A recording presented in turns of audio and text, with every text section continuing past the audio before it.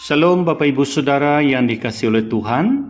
Kembali kita berjumpa dalam renungan kita hari ini.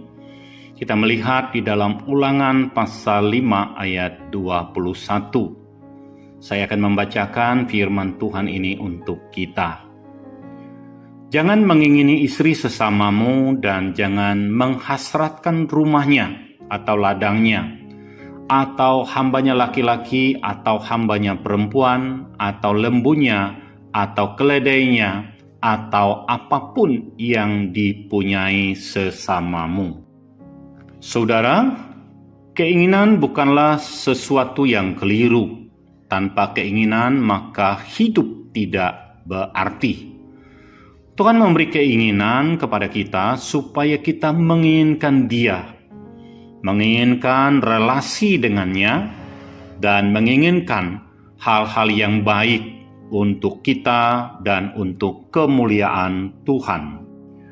Mengingini bukan hal yang salah, tetapi apa yang diingini itulah yang akan menentukan keinginan itu salah atau benar. Di dalam 10 perintah Allah dikatakan jangan mengingini.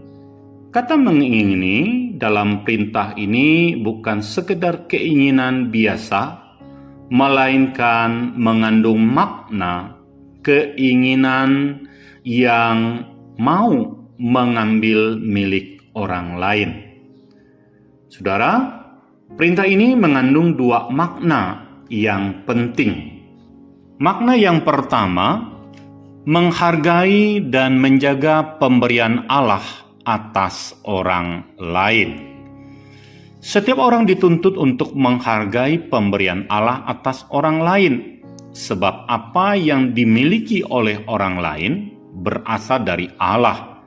Karena semua yang kita miliki berasal dari Allah, dan semua orang mendapat porsi masing-masing dari Allah.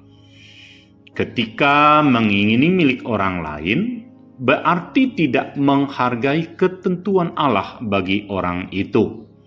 Ketika mengambil milik orang lain, berarti tidak menghargai dan tidak menjaga berkat Allah bagi orang lain. Karena itu perlu menjaga hati supaya tidak mengingini kepunyaan orang lain.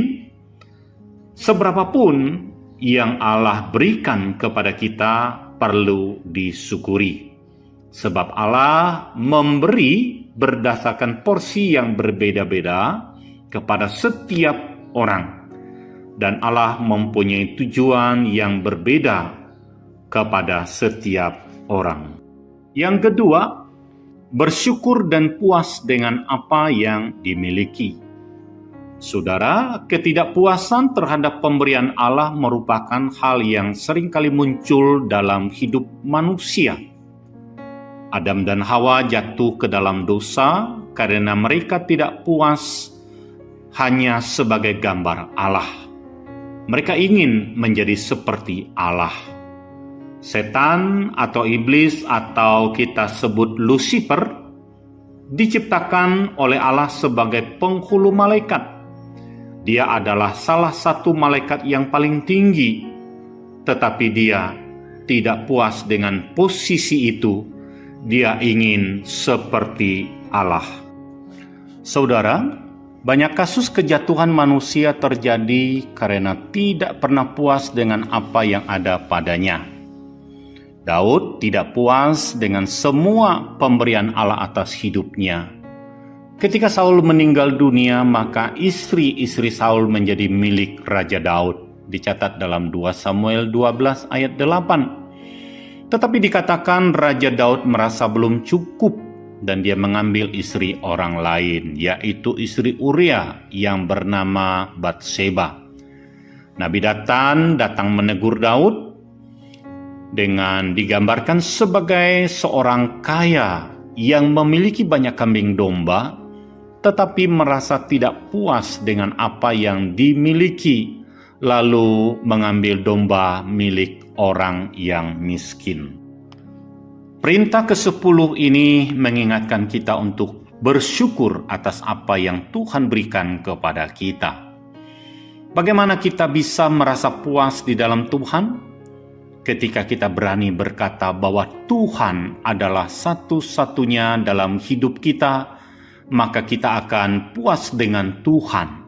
Dan Allah berjanji akan memenuhi semua keperluan hidup kita. Ketidakpuasan terhadap anugerah Allah adalah dosa yang sangat serius, karena Allah sudah memberikan dirinya bagi kita. Dia sudah mati di atas kayu salib untuk kita, dan itu seharusnya membuat kita puas dengan Allah. Ketika kita puas dengan Allah atas apa yang ada dalam diri kita, maka kita akan memuliakan Allah dengan semuanya itu. Namun ketika kita mulai tidak puas, maka kita mudah terjebak pada dosa berikutnya, yaitu mengingini milik orang lain. Kita ingin sama seperti orang lain, dan ketika gagal memenuhi ambisi itu, maka mulai membenci orang itu, menyalahkan Tuhan dan menyalahkan diri sendiri. Saudara, mari belajar untuk menghargai dan menjaga pemberian Tuhan kepada orang lain, dan belajar untuk bersyukur dan puas dengan apa yang Tuhan berikan kepada kita masing-masing. Tuhan memberkati kita. Amin.